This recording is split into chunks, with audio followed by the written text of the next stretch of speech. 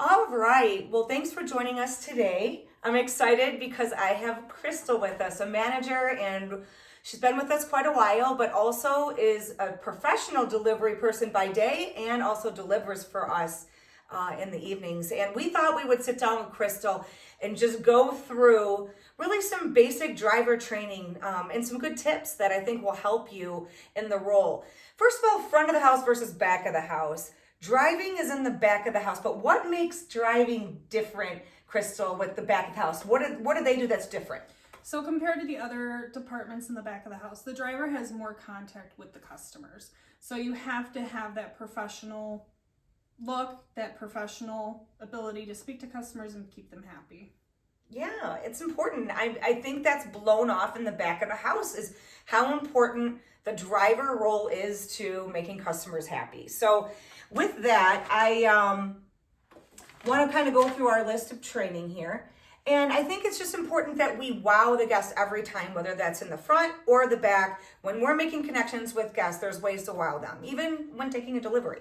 So how is this job different than maybe other third parties like DoorDash or Uber or whatever? So at Rosati's, you have a guaranteed payment plan. You know what you're going to get paid. You have an hourly wage. So it's not really a guesswork. Yes, you make tips, which are wonderful, and the better service you give, the better tips you are going to get. And it's nice to have that dependability on a company that is tried and true. Awesome. Thank you. Some other things like she just said, paid by the hour. You're not a contractor, okay? Advantages, it's actually less expensive for the customer to order through us than through DoorDash or some of those. It's our own food, our own product. It's in our own kitchen. We can control it. The fees that are collected for delivery, they go to our drivers versus some big conglomerate. Out of the fee that you collect, which depends on the delivery zone, Yes. We keep $1 of that. The rest goes to the driver. So that's anywhere between $3 and I think $6.50 would go to between you, right? $3 and $6.50 Right now. And things could change based on economy, but we don't offer free delivery right now unless they have a coupon. But even if there is a free delivery coupon, we do honor the driver. Yes. We eat it. So don't see those free deliveries and think, no, Yeah, no, I'm not taking it. We still get our delivery fees, Cool. which helps On top of tips? tremendously. Yes, on Okay. top of the tips. So people are paid pretty well and, are valued. So that's what makes the difference. We also have a bigger zone. We go further than a lot of the drivers, and we do make contact with the customer unless they Yes. request. But we're not taking pictures and dashing out. It's No. just not who we are. Okay. No, you make that human connection. And we're making sure the stuff's hot and cold and right. We're caring. So that's how we're different. So how important it is that drivers know the menu, though. They're just delivering. So the menu, knowing the exact ingredients is not important. But what you do need to know is there are certain zones in the kitchen on where you're going to be collecting your delivery. And you need to know what is on your ticket and what is on the menu and where those items are going to be collected from. So whether it be a pizza that's going to be by the pizza oven, a sandwich or pasta which will be by the hot line, a salad which will be by the cold line, sodas which is in the cooler up front. So you need to know where those areas are. All right, that's true. What are some of the biggest mistakes made by drivers? I mean, we all make mistakes, but what are some of the big ones? So some of the biggest mistakes is forgetting part of your delivery order, whether that be a salad or a soda pop or something along those lines. I've had times where I've gone to Earlville and I forgot a soda pop. And then I had to, I disappointed the customer, but then I had to go back all the way to Ottawa, get a soda pop, and drive all the way back to Earlville. So those mistakes can be prevented if you are paying attention and looking over your Make those a couple times and you stop making them. You learn really quick. I've left delivery bags at the site. Okay, I have not done that. And I haven't done this, but the one that drives me crazy the most is when we're taking the wrong food to the wrong customer. Yes, taking the wrong food. And you need to be very mindful of what you are delivering. So if you are delivering a deep dish pizza, you need to keep that level in your vehicle at all times, level in your hands at all times, or else you're going to end up with sauce everywhere. Those are awesome tips, and I think that's going to keep us focused. On the back of the Rosati menu, the other reason you want to know it, it actually tells us about the delivery service, okay? So learn that for yourself. You can rate, but a minimum order of $15 is required, okay? In the evening and weekend, we go 12 miles. We go Ottawa, Marseilles, Wedren, Naples, and Dayton. Weekday deliveries during the day, we're kind of Ottawa only, unless it's pre-ordered catering. And then we reserve the right to change the delivery zones. If we have a staffing issue or weather, we're not going to send our drivers out and be icing all over the road. We care about you, you know. So, and then if we sometimes have to use a third party because we use them, those fees are separated. So just some things to know. If you're wondering more about delivery, you can actually find that in our menu. Yeah, our delivery area is very large. Yeah, so a lot of people don't realize that, and it's nice to tell the customers that as well. Yeah. So, all right. What are some of your tips or pointers for getting bigger tips? I mean, you earn well with us. Yes. The biggest thing is, one, try not to mess up an order. Make sure that you are delivering what you are supposed to be delivering. Two, being friendly, being kind, being observant of what the customer needs. I was just telling you about this. I had a customer the other day that lives on the south side of Ottawa, heard me knock and told me that she knew it was me because I have a very distinct knock and had to go and get me more money. So it's you have to be mindful of your customers. You want to treat them the way that you would like to be treated. I agree. And, I think that sometimes you get to know the customers, they get to know you, it's great. All right. So what about if you can't reach a customer? You go out, you're knocking on the door, whatever, they're not answering, if you have a phone number, what are you going to do? So if you can't reach the customer by the door or by the phone number that is on the receipt, call management immediately. Let them try to figure it out. If you are comfortable, you can also text that customer. It's not required, but that is what you mainly do. And then let management make that decision on what to do next with that. Yeah, that's a great answer. I mean, I actually go out and do deliveries too. It's a great way for me to stay close to my customers. But if you're not comfortable texting, don't do it. But sometimes, hey, Rosati's Ottawa outside. If you're going to be late for a delivery, make sure the manager's aware. Or I don't want you texting and driving, nothing like that. But sometimes when we let our customers know what's going on, but probably have the phone number for our restaurant programmed in your phone right now. Stop, put it in your phone. It's on all the literature, and make sure we have your current cell phone, which you gave us when you started. But if it changes, and you'll have your phone for GPS anyway, but if we might need to call you. And when we call on your behalf, then we'll call the customer, okay? We will say, look for a weird number, you got to answer. Or if customers do say to us, we want you to call when you arrive, I'm like, look for a number that isn't ours, so. But once in a while this happens, and I just want to point out, we get it, sometimes it's the customer, not you, but we're still trying to do everything we can for them. And also, if you do call a customer and they don't answer, leave a voicemail. Yeah. Sometimes they don't answer phone numbers, they don't know, Yeah. but they will check that voicemail and hear it's from you, and they'll either call you back or they'll get a hold of the restaurant. I realize this slows you down. It's not ideal, especially if you do DoorDash or other things. You're like, why can't I just leave it? Take a picture. I get it. And, but that's just not what we are and why we're different. All right, on the receipts, there's little notes sometimes. What kind of things are in the notes at the bottom? So there is a note section for customers to use, and a lot of times most of that is going to be no contact deliveries where somebody is sick and they just really don't want to have that human interaction, or specific instructions on where to meet the customer, whether that be in their garage, their back door, in their backyard, and things along those lines. Or if they want you to call a certain number, then they'll put that in that note section there. All right, yeah, just be aware that there are notes. And then there's hotels and businesses. Okay, so when we go to hotels and businesses, why is that a little bit different of a situation? Because you have a bigger chance of bringing in more customers that way. It gets our name out there to local businesses and by word of mouth. If one customer sees that, Joe from over there is ordering from Rosati's, I might get them for lunch tomorrow. And then that can spread to the whole place ordering, the company ordering catering. There's a lot of things that can lead to. And the customers at businesses and hotels are a different kind of customer. They may be lacking some essentials to eat. What are we going to think about? We need to think about, what would you eat if you were sitting out in the middle of nowhere? You got a pizza box, right? You have a pizza box. You're going to need plates. You're going to need napkins. You're going to need silverware if those items are required. So you want to be mindful of what the customer is going to need to enjoy their meal. Also, if it is businesses, usually we'll have that stuff set aside, but we might have you take a catering menu or our specials menu, or we try to staple it to the plates. We're trying to get our literature and our marketing out. So that, we just want to be cognizant. Also with the hotels, you brought up perception. Other people can see what we're doing. So you're walking in this hotel, you're going to deliver the room. On the way out, there's hotel cards. We have hotel appreciation cards. What do we do with these? You give that to the front desk, and they know.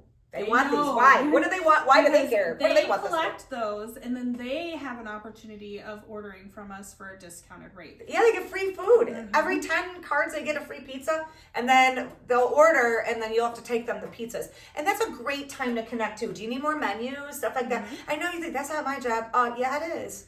Everybody wants to know the Rosati's guy at all the hotels. And another big advantage of the hotel cards is, since the hotel staff does love them so much, they will then in turn tell their customers to order from us, so that way they can get more hotel cards.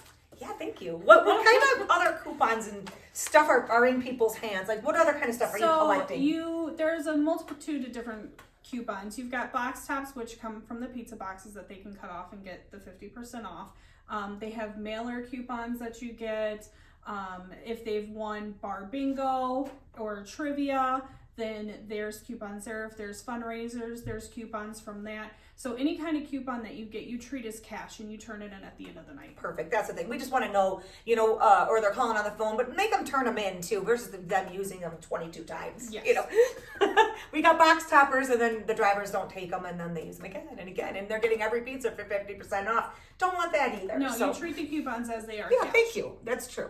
All right. There's a system we use called Arrow, and Arrow is our POS, point of service, and the drivers have to use it too. Nobody gets out of using the computers these days. Very vital system. And it's vital, but it's also antiquated and limited. But we do our best, right? Mm-hmm. So when you first get there, there's this clock in and sign in. Is that the same thing, Crystal? No, it is not. It? Clocking in is where you get paid. Signing in is going to assign you to which department you are working in. Okay, so you clock in at the moment you get here, and then you sign in as a driver, and then you assign yourself delivery. So we know where you're going and when you're coming back, right? All right, so then you sign in, and you see a delivery, and you assign yourself, and up you can see a map. You can click the maps. And what is your word of advice about maps in the system? So the word of advice on maps is take it with a grain of salt on any map, whether it be Google, Apple, Arrow, whatever it is. Look at your maps that you're going to be using while you are traveling and know where you're going. If you don't know where you're going, or if the maps are a little funny, because out in the country they can be, ask somebody and we will get you to where you need to be. Awesome. And do we allow people to take more than one delivery at a time if we're busy, if we got a bunch? Yes. Do we do? Okay, Absolutely. we do. That's different than some other places. Absolutely, yes. The goal is to get the food to the customer as fast as possible. So if you need to coordinate deliveries, say you have 2 drivers on and 4 deliveries pop up and 3 of them are to the south side and 1 is on the north side, it's going to be easier and faster for the person that's going to the south side to take all 3 of those deliveries and 1 person to stay on the north side. That way all the customers get their food as fast as possible. And it works out in the end. And if it doesn't that day, the next shift is good. It is a give and take. We can't be fighting over deliveries. No, there's no reason to fight over it. I've been there many years. It evens out. Okay. It does even out. And those people in the country can tip. Yes. They like Chicago Italian, and they're going to pay you to bring it out to them out there. Okay, awesome. Credit card slips and cash. So you accept, you're dealing with both. Yes. So tell me about the cash first. What do you recommend? I always recommend drivers carry a bank. They can either collect it from the restaurant. I always recommend $10, 5 singles and a $5 bill. Because that way, as a female, I don't want to have an issue where, heaven forbid, something does happen and somebody tries to take my money. Here's $10. That's what I got, $10, have it. Good. And most of the time, you're really not going to need a bank. You might see a note that says, bring change for 100, so then you can go to management and get change for that. And then also with the credit card slips, you need to make sure that they sign that, because that is authorization for them to use that credit card. I always tell my customers it's to Just prove. have them sign it. You Yeah, know? I always tell them I need you to sign this to prove I didn't eat your food on the way here.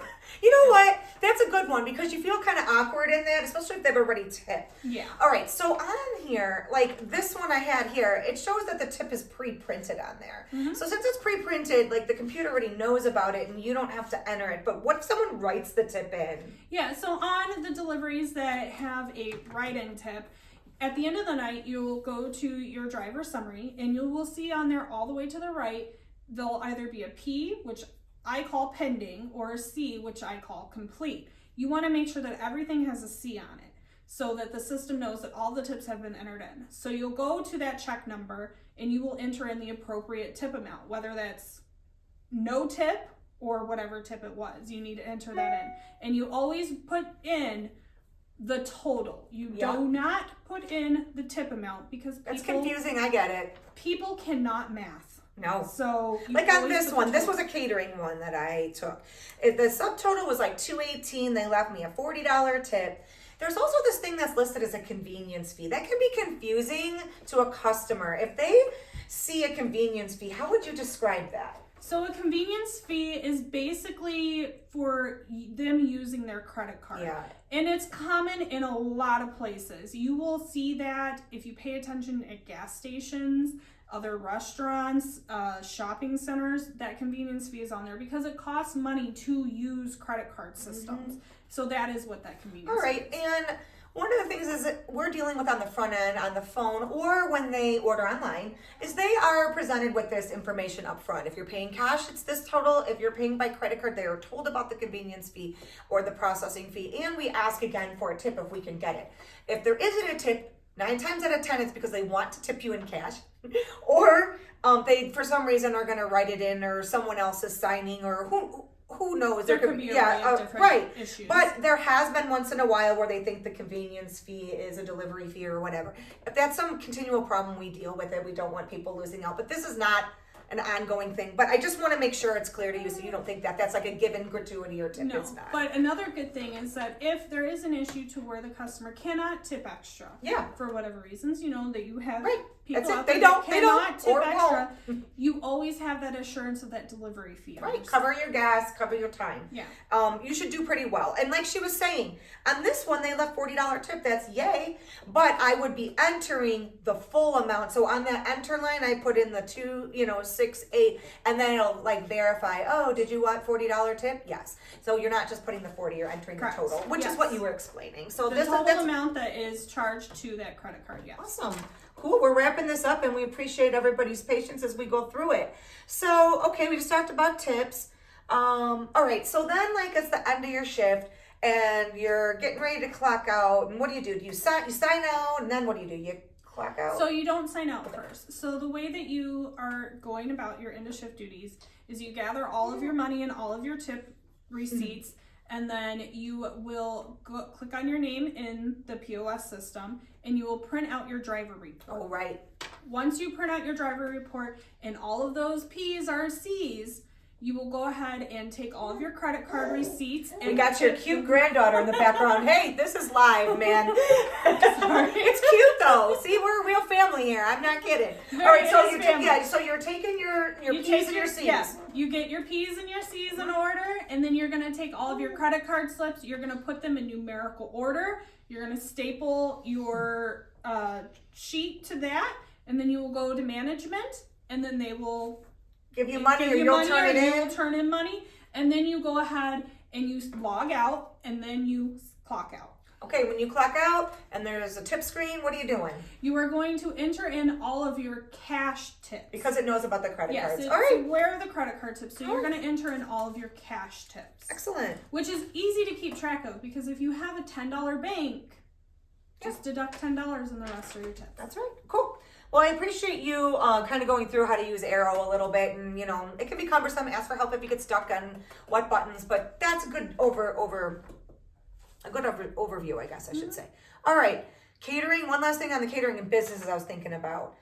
Besides knowing where to go, what do we need to do to make sure we're ready for a big delivery? Like, wow. So I always recommend to drivers when you're coming into work, especially for a delivery job, make sure your gas You got You have gas? gas. You have gas in your car, and make sure your car is cleaned out. You don't know how big some of these orders are going to be.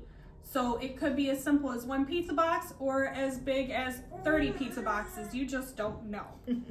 So always be prepared for the unknown. Your granddaughter's ready for a little kids meal over there. She's our future driver. I love it. I love it. So yeah, and you might have to set up, like I have a big delivery next week. It's a big one. And we're taking it out, and I know it's not all going to fit in my truck. I'm bringing someone with me.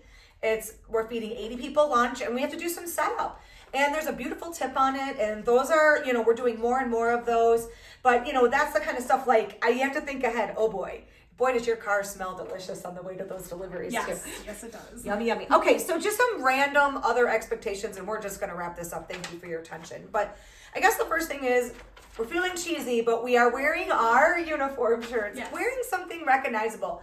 We give you a hoodie, we give you shirts, we give you a hat, something that they know you're Rosati's, and for their safety, they know who you are. And for your safety as well. Yeah. You're delivering a lot of times out in the country, so if some Right. random person comes on their property, they want to know who they are. Exactly. No door dashing on the clock. Okay, I know after hours you can do whatever you want. If you're not working for us, that's okay. That's not in conflict. But we have caught people doing that. You're gone. Don't do it. It's just a conflict of interest, and it can affect what you're making at Rosati's. If you are too busy to take a delivery by doing a third-party delivery, you're missing out on some good money. Yeah, you. We don't keep people on the clock just to keep them either. If there's not a lot of deliveries going on, we will send you home. That is the nature of the business. And sometimes, if there's no volume, we send you home.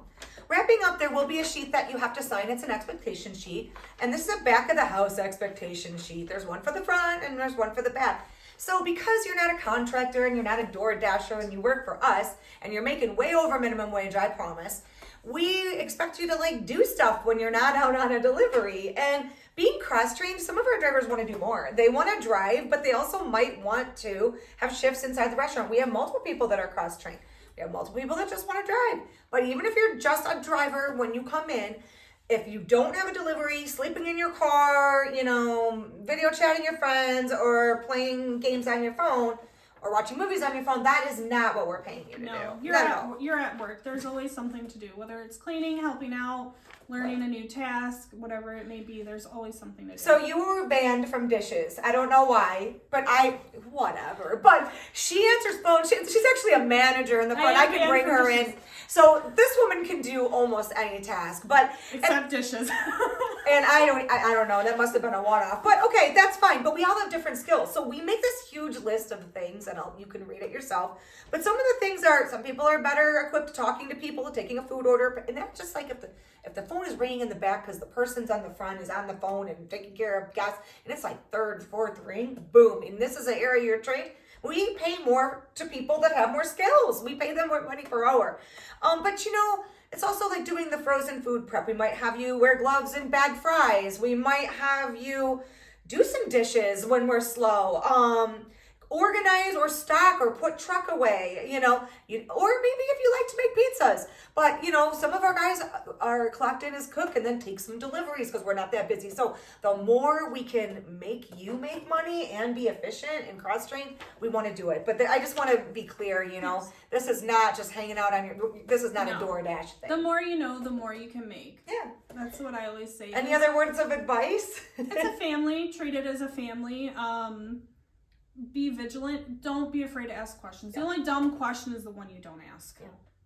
Well, we appreciate you and being part of the family and taking time to help us make this video. No problem.